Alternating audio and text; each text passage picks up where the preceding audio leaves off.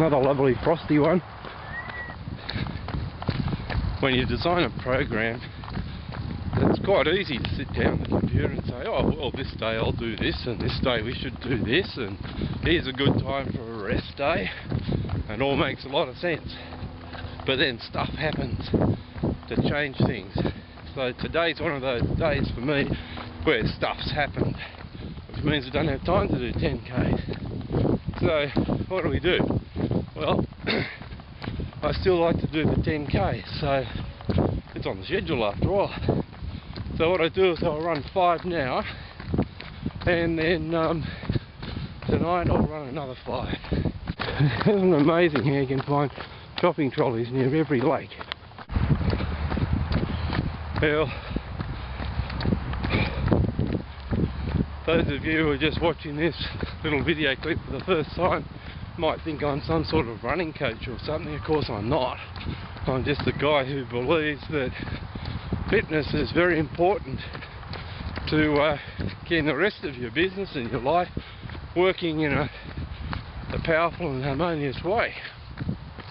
Definitely increases your performance in all areas of your life when you're fit. I was talking to one of my executive coaching clients yesterday, and he's lost 2 kilograms in the last 3 weeks just by walking and paying attention to what he's putting in his mouth. And it's fabulous to see how happy and alive he feels after such a small thing. Oh, my black car looks white as I left it out last night. Well, it's afternoon and I'm heading uphill. This is the second half of my 10K run today. I'm feeling pretty buggered. Did a 5K this morning, as you would have seen, and I'm absolutely shattered. But the thing is, I made a commitment to do 10, so I'm doing 10, and thought I might as well throw in some hills just to make it interesting. And here's those same kangaroos.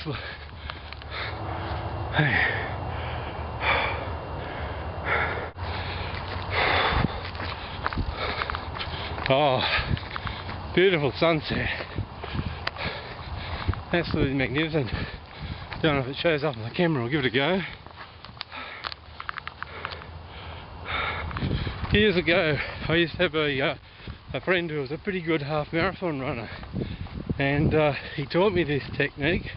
In fact, what happened was he was sick for about 6 weeks, and with 3 weeks to go till the Sydney half marathon, he started training, and I ended up coming in the top 15, which is pretty good pricing. But what he basically did was he trained morning and night, just doing short runs. But of course it all builds up,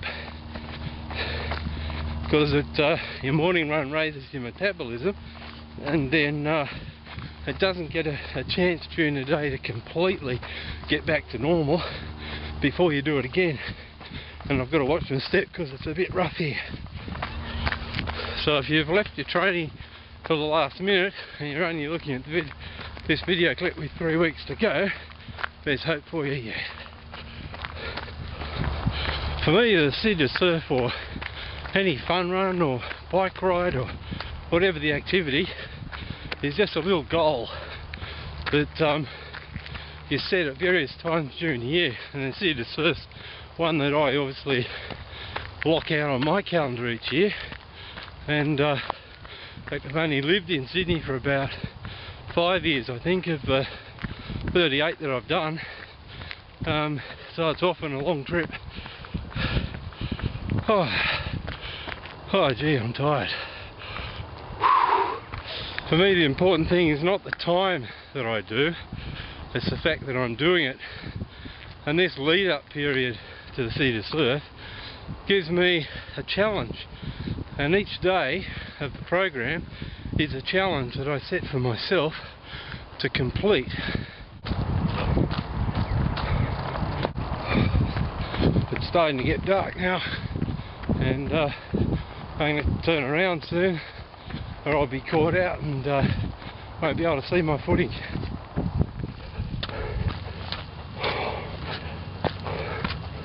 Well, I made it, top of the hill. I'm just going to turn around and go straight back because it's left my run a bit late and she's getting dark. Well, as you saw, I walked part of the way up this mountain, and it doesn't matter. What I'm concerned about is actually doing the distance. So if you think, oh, I can't do 10 Ks, you can always walk it. And I'm really going to have to watch my footing now because it's pretty loose here and quite steep. 2 days rest coming up, and I'll really appreciate that.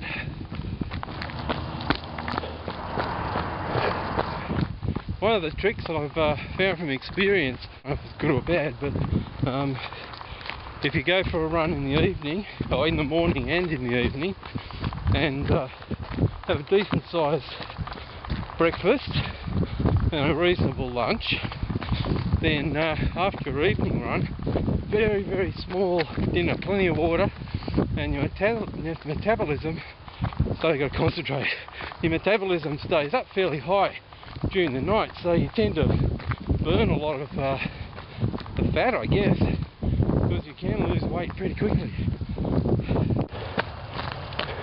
The worst thing you can do any time is to eat a really big dinner before you go to bed. In fact, the earlier you have your dinner, the better, and then of course your body doesn't just convert it to fat and store it somewhere. Just slowed down to a walk, just going through a mob of kangaroos on top of this hill, and yeah, they're all sort of looking at me thinking, what's this weirdo doing? At least when you go through the bush at night, you don't have to worry about the spider webs that you get in the mornings. The only trouble is I can't see where I'm going. It's as dark as anything, and I've got to be really careful so I don't twist an ankle.